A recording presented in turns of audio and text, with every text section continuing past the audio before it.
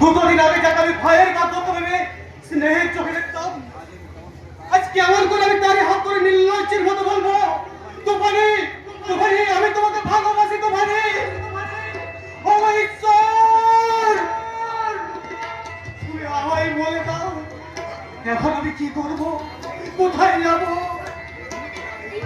তুমি কাঁদছো? তোমার চোখে জল?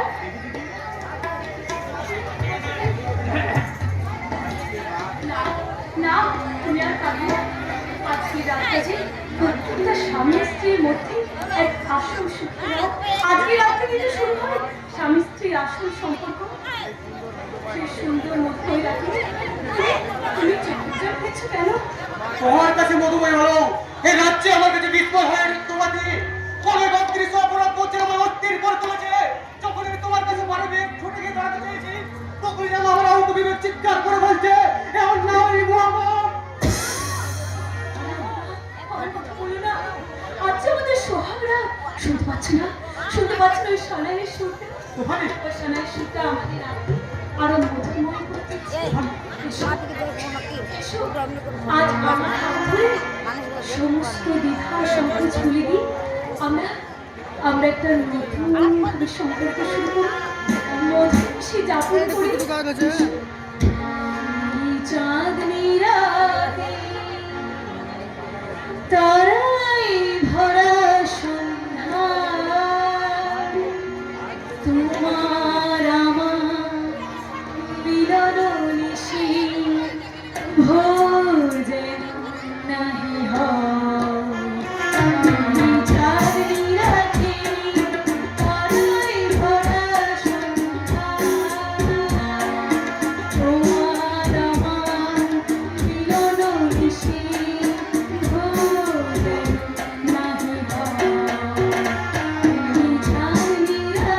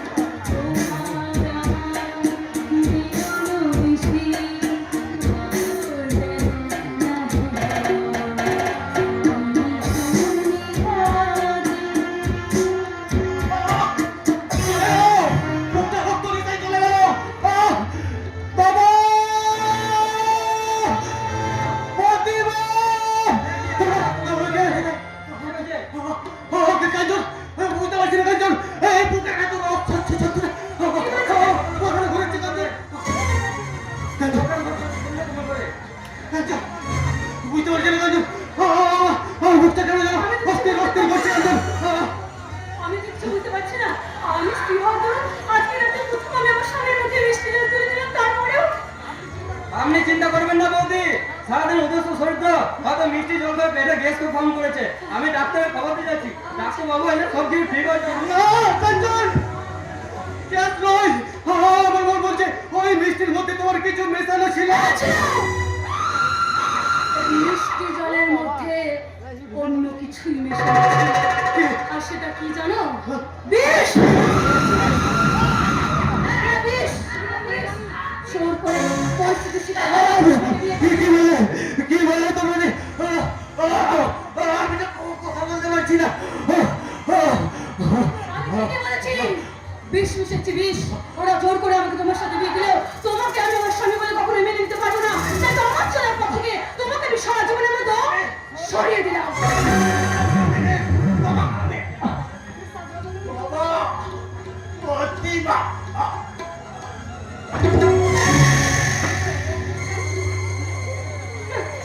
বিয়ে সোহাগ রাত আমার আমার স্বাধীন সত্তাকে কেড়ে নিয়ে তোমরা তোমরা আমাকে মনে করছো নিজের হাতের পুতুল।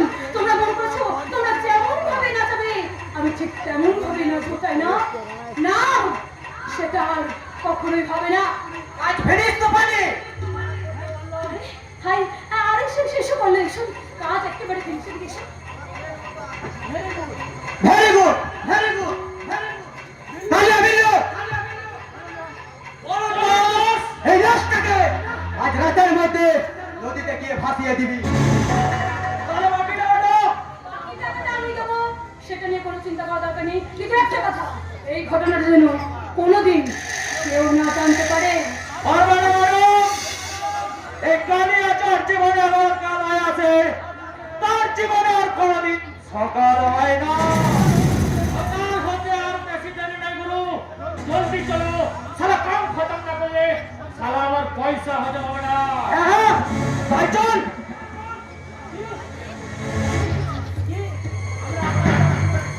আমার আকাশটা জীবনে হারিয়ে যাবে। না না, কিছুতেই না। খাওয়া ফেরা নিয়ে যাক, আকাশটা কিছুতেই হাতে করবে না, কিছুতেই না।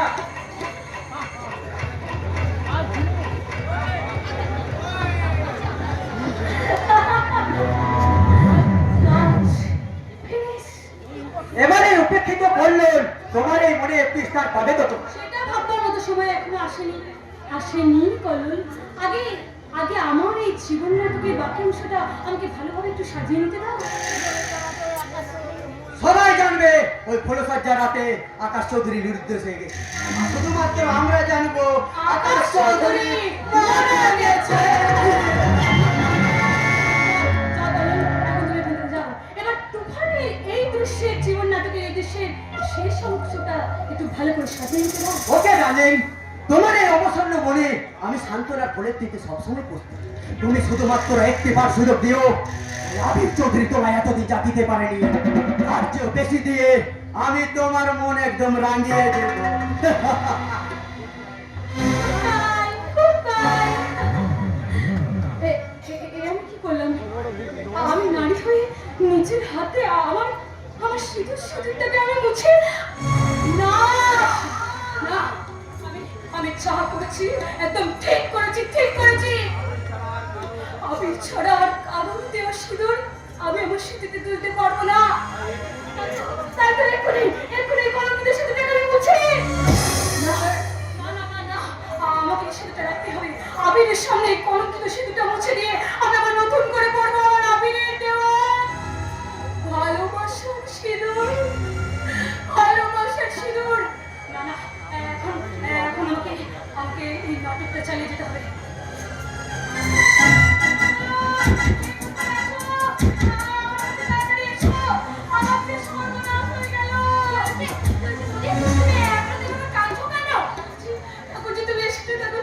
দেখো না তোমার দাদা আমাকে চিরদিনের মতো ছেড়ে চলে গেছে।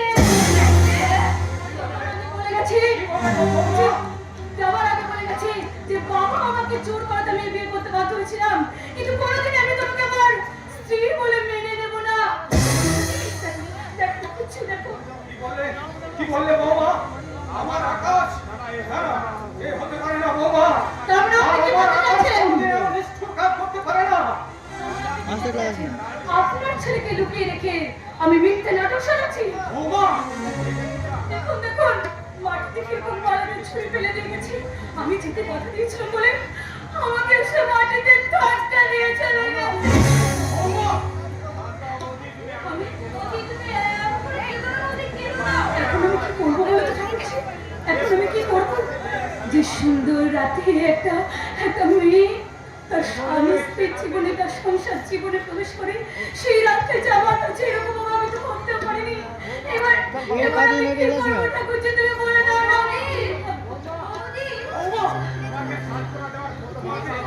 তোমাকে সান্ত্বনা দেওয়ার ভাষা আমার জানা নেই। তবে আমি তোমাকে কথা দিচ্ছি বৌমা, যেখান থেকে যেমন করেই হোক আকাশকে ফিরিয়ে আনবই। কিন্তু ও যদি ফিরে না আসে তখন তখন আমার কি হবে বাবা? অভিশাপ দেবে বৌমা। তোমার এই বৌমা ছেলেটাকে প্রাণ ভরে অভিশাপ দিয়ে ঈশ্বরের কাছে আর মৃত্যু পাওয়া চাইবে। এই তুমি কি বলছো বাবা? অনেক দুঃখে আগে কথা বলতে বাধ্য হচ্ছি রে মা। আজ যে আমার বাঁচতে আর ইচ্ছে করে না। এক ছেলে মৃত্যু সজ্জার প্রহর গুনছে, আর এক ছেলে এই বাবার উপর অভিমান করে এই সরল নিষ্পাপ মেয়েটাকে কাঁদিয়ে বাড়ি ছেড়ে চলে গেছে। হ্যাঁ মা, জানেই তো আমি যে ওকে বিয়ে করতে বাধ্য করেছিলাম। বাবা হ্যাঁ, তাই তো এই হতভাগাটা আমার এই নিষ্পাপ মেয়েটাকে কাঁদিয়ে আমার উপর অভিমান করে বাড়ি ছেড়ে চিরদিনের মতো চলে গেল। এর জন্য আমি দায়ী বৌমা, এর জন্য আমি দায়ী। হ্যাঁ বৌমা, তুমি আমার অভিশাপ দাও বৌমা, তুমি আমার প্রাণ ভরে অভিশাপ দাও। না, তার আগে বলুন কেন কেন আপনি জোর করে আপনার বড় ছেলের সাথে আমার বিয়ে দিয়েছিলেন? বলুন কেন? সেদিন আকাশের সাথে বিয়ে না দিলে তুমি যে লগ্নভ্রষ্ট হয়ে যেতে বৌমা। আপনার কষ্ট হলেও আমার জীবনটা তো এভাবে নষ্ট হয়ে যেত না।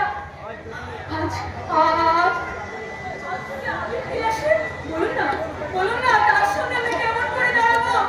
কি জবাব দেবো তাকে? তোমাকে কোনো জবাব দিতে হবে না বৌমা। অন্ধ আমিরের কাছে আমরা তোমার পরিচয় গোপনে রেখে বলবো কি বলবেন? আমিরের তুফানি মারা গেছে।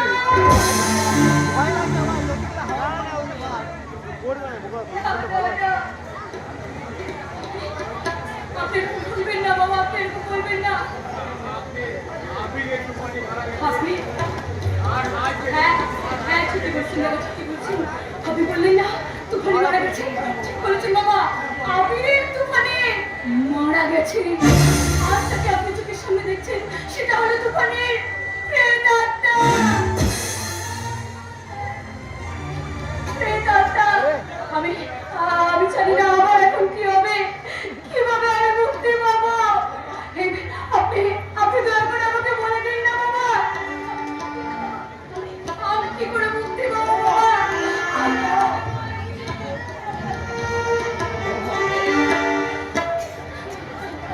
হারিয়ে গেছে আমার জীবন থেকে, আজ সব কিছু হারিয়ে গেছে। আমার স্বপ্ন, আমার আশা, আকাঙ্ক্ষা আর পড়ে আছে শুধু একটু পরিচয়।